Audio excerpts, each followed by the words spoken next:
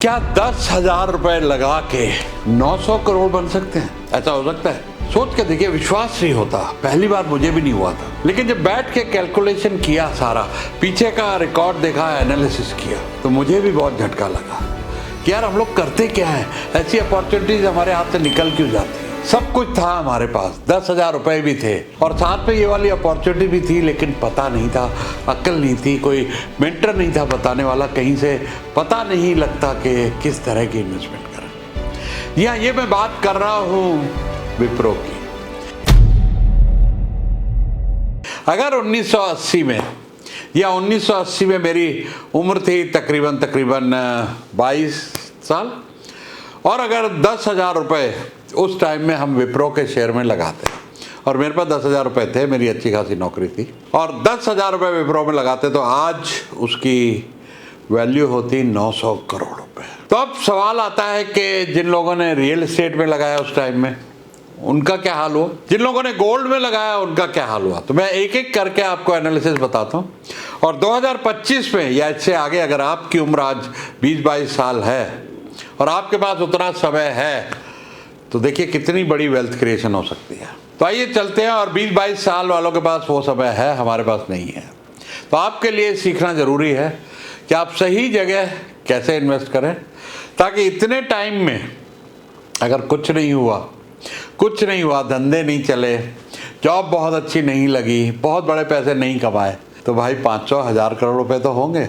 चलो महंगाई लेके, इन्फ्लेशन लेके उसकी वैल्यू 200 करोड़ होगी, 100 करोड़ होगी, तब भी तो बहुत है यार। तो ध्यान से सुनना ये वीडियो एंड तक। इसमें बहुत सारा विजडम, बहुत सारा नॉलेज और बहुत सारा तजुर्बा भरा हुआ है। तो एक धमाकेदार कंपैरिजन करते हैं real estate versus gold versus company like Wipro. और विप्रो एक अकेली कंपनी नहीं है, ऐसी बहुत सारी कंपनियां होती हैं, लेकिन हमको अक्ल नहीं होती है।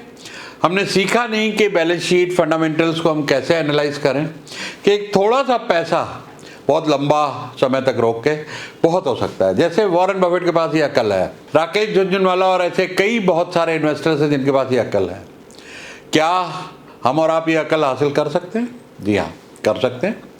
थोड़ी रिसर्च, थोड़ा नॉलेज, बैलेंस शीट पढ़ना आ जाए, एनालिसिस आ जाए कि कौन सी कंपनी किस रेट से बढ़ रही है, हर क्वार्टर में, हर साल में कैसा प्रॉफिट दिखा रही है, उसका बिजनेस मॉडल क्या है, उसकी मैनेजमेंट क्या है, यही तो चीज़ें देखनी है।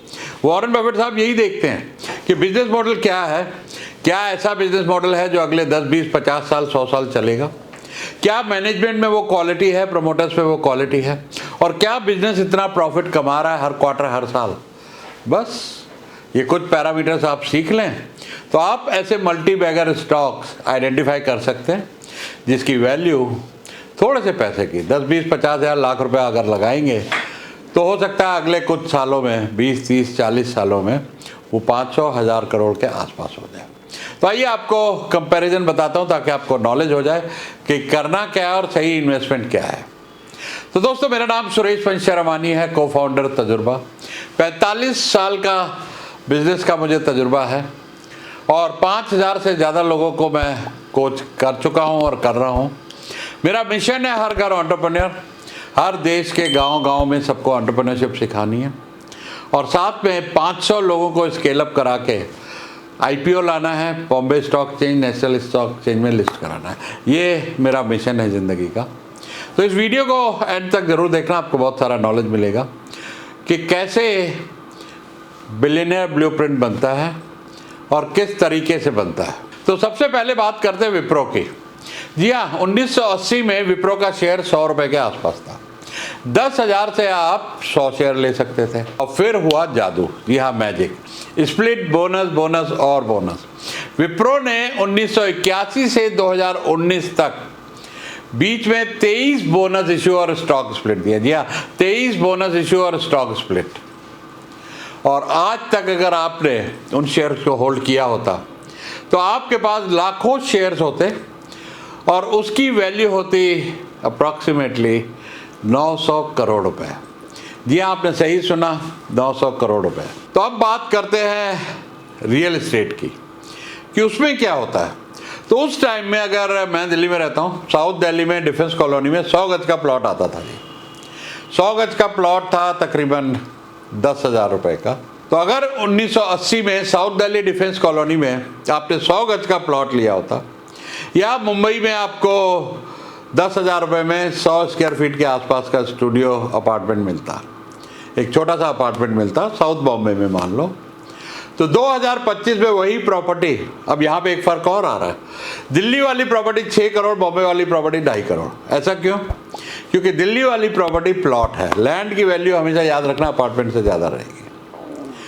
तो लैंड की वैल्यू हो गई जी 6 करोड़, आज 6 लाख रुपए गज है डिफेंस कॉलोनी, और बॉम्बे के अपार्टमेंट की वैल्यू होती 2.5 करोड़ के आसपास।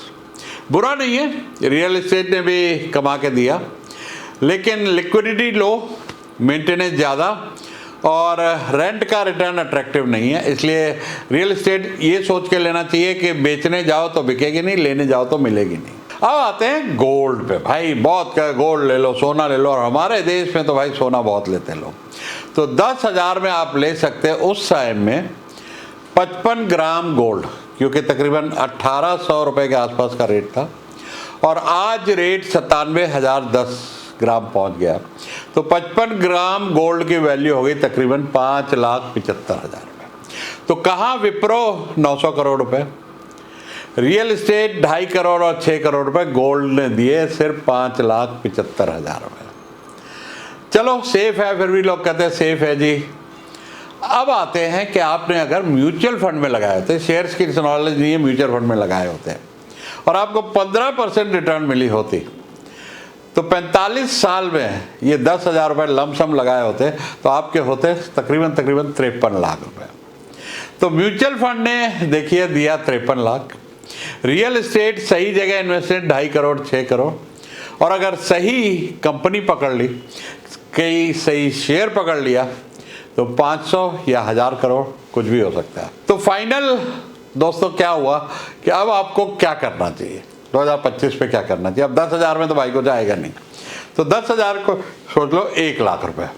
तो 1 लाख रुपए में या तो भाई कोई ऐसी कंपनी ढूंढ लो और उसको कंटिन्यूसली वॉच रखो, मल्टी बैगर या 2 कंपनियां ढूंढ लो जिन पे क्वार्टरली 25% से ज़्यादा सालाना मुनाफा एनुअलाइज करके देखें, तो 25% नेट प्रॉफिट ग्रोथ हो रही है, 0 डेट हो, उस कंपनी पे कर्जा नहीं होना चाहिए, बिजनेस मॉडल ऐसा होना चाहिए जो आपको लगता है कि या तो बहुत इनोवेटिव है या फिर अगले 50-100 साल चलने वाला है, कोई ऐसा प्रोडक्ट है, कोई ऐसी चीज़ है, और मैनेजमेंट क्वालिटी पे कोई दाग नहीं है किसी भी तरह का, और कंपनी दिन दूना रात चौगना बढ़ रही है और FIIs उसमें इन्वेस्ट कर रहे हैं।